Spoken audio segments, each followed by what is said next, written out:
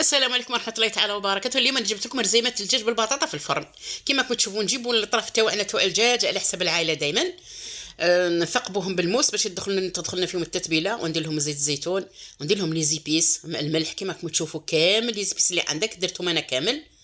ونزيد لهم كما تشوفوا مغرف تاع لا موطارد صغيره، مغرف صغيره كما تشوفوا. ونزيدوا مغرف كبيره تاع ياغورت طبيعي، ومغرف صغيره تاع خل.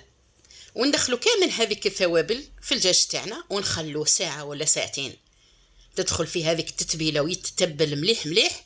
ونرجعوا لكم نكملوا الوصفه. نصلوا على الحبيب ويلا نكملوا الوصفه تاعنا. نجيبوا نحطوا المقله تاعنا على الغاز، ونديروا فيها 2 مغارف تاع زيت الزيتون كما راكم تشوفوا الحباب. ان شاء الله يلقاكم هذا الفيديو بخير وعلى خير. يلا نكملوا الوصفه مع بعض.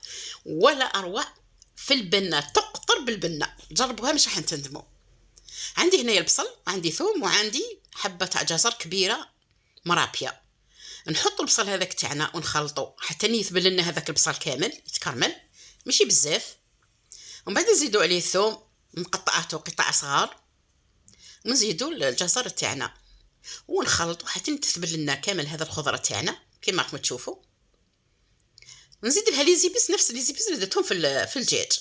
طبعا المقدار يرجع لكم انتم على حسب العائله، ديروا بزاف ولا تنقصوا ولا تكثروا.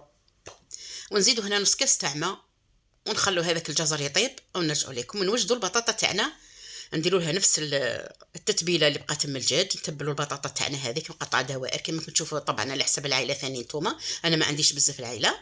ومن بعد نجيبوا نحطوا نوجدوا الرزيمات تاعنا كما تشوفوا، بابي الومنيوم وبابي كويسون. ونحطوا البطاطا تاعنا هذيك هي القاعده من تحت كما راكم تشوفوا.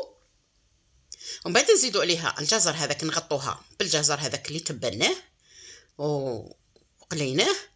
ومن بعد نزيدوا الدجاج تاعنا من الفوق، ونسكروا الرزيمات تاعنا نغلقوهم كما راكم تشوفوا هكذا. ومن بعد نزيدوا الالومنيوم تاعنا، ورانا مسخنين الفرن.